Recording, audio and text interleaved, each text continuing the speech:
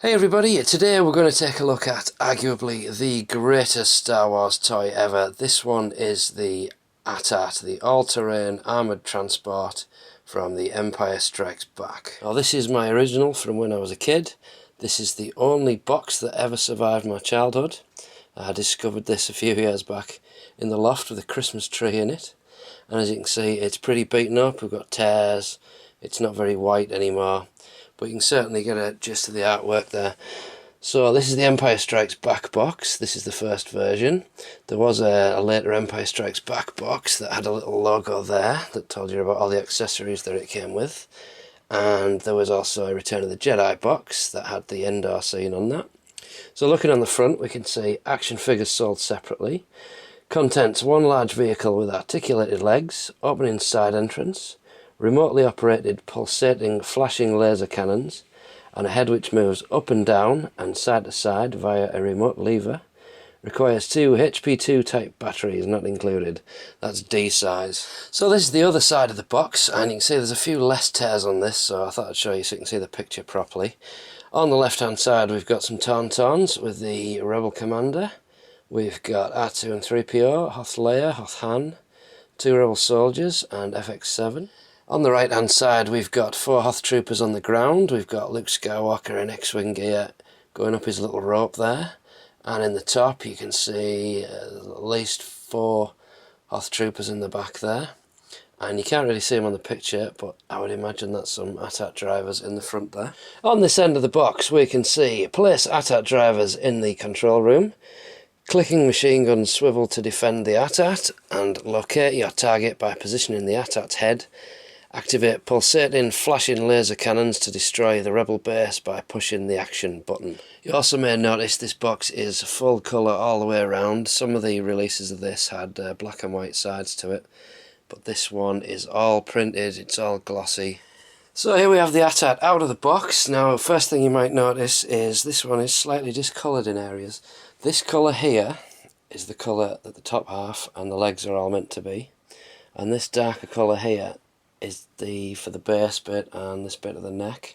So to give you an idea just how tall this is, we put in a figure and you can see they're just about the same height as his foot. So this thing is pretty huge. Not as big as the new one, I'll grant you, but back in the day this was just immense. So the legs on this, they are articulated, they all work in exactly the same way. They've got very strong ratchets on them, and you can bend them however you want. There's some in the knees as well there. When I first got this, it was a couple of years before I realised you could even move them. They were so tight. And then on the bottom, the ankles move back and forward. They don't tilt side to side very much, but you can move the legs out a little bit just to give it a bit more balance. So we also have this hatch. Now on the other side it doesn't have that, it's just all solid, but this one just pops open, folds down like that. You can see there, D-size batteries, and they go in this little trough there, and you want them with that bit pointing that way, so we put them in there. Then we have this battery cover, and you notice this has got a couple of foot pegs on.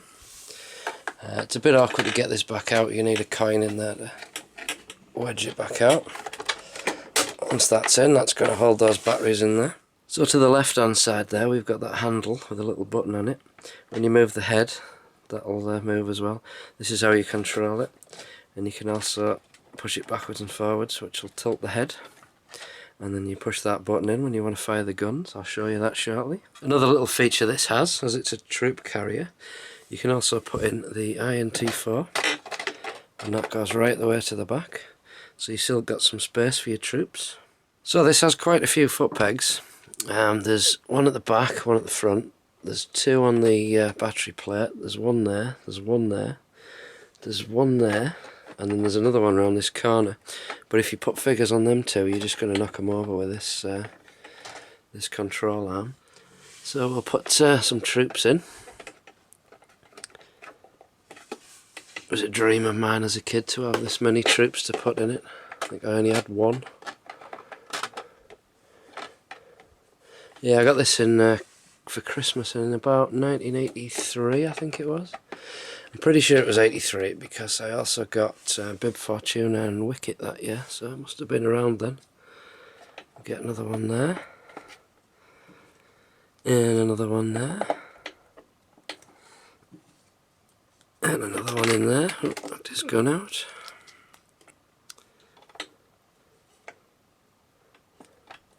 There is this large peg there. I've never been able to work out what that's for. I'm not sure if it was to hang the rope around or something, maybe. Well, there's one more space. So we'll put in the attack commander. Seeing as this is his vehicle. So there you can see that's how many troops you can get in comfortably. And you can close that up. And you can sort of see them through the goal there. Now if you remember on the box we saw Luke Skywalker dangling from a rope. Now that rope piece never came with this one. Now when I was a kid I didn't believe that was real. I thought that was just something that dropped from the toy. And a friend of mine said that his came with a load of extra pieces, and I thought he was lying for years. Turns out he wasn't lying. I just got a different version of it. I did manage to pick up the accessory set. So here we have Luke Skywalker. This is my one with a slightly broken hand, which is handy because you can put that rope through there. And in this thing it's pretty fragile, but it will hook on. And you can hook that to there. Now on the box it was sort of dangling about there, but this rope's so long you can comfortably stand on the floor. You can't see him there. But what you can do is if you pull this through his hand, you can dangle him there, and as you let go he slides to the ground. So this part at the top of the head, this is where we can open it up. And you can see in there's a couple of little seats.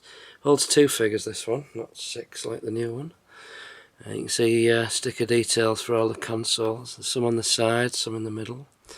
And we can just slide our attack drivers in there. You get one on that side.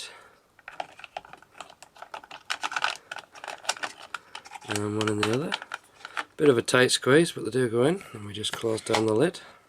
So if we turn this over, this is one of the bits you need to look for if you're going to pick one of these up. Now first off, you've got the infamous battery cover. And that just clips on there. It's actually quite flexible plastic, so I've never seen a broken one of these, but normally they're just missing altogether. We've got the bulb. Now this bulb isn't the original bulb, but it is a vintage bulb. I got this in late 80s sometime. Same bulb as you'd put in a torch. And then we've got these guns. Now these do detach, and you can see these are pretty yellowing, which does affect the colour of the lights when it starts to fire. You'll see a lot of reproductions of these, so you've got to be a little bit careful. Sometimes I think the reproductions will probably look nicer, but if you're a completist you're going to want 100% original. So that just goes back on there. So I'm sure you're all dying to see these guns in action, so let's give them a try out. So as I said before, you can control the head from this lever. It's a bit like a puppet really. Left and right. Push it in, it moves up. Pull it down, it goes that way. Left, it goes right. Right, it goes left. It's one of those type of controls. But you can also do all of that in one motion. And then we've got the button, so let's give it a push.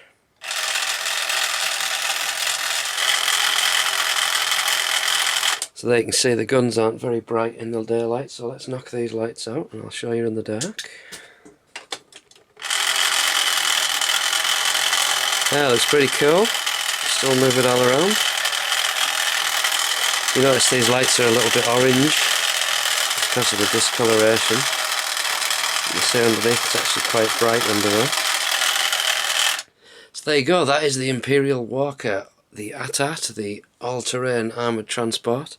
My absolute favourite as a kid, and still one of my favourites now. This is what got me back into collecting Star Wars again when I found this.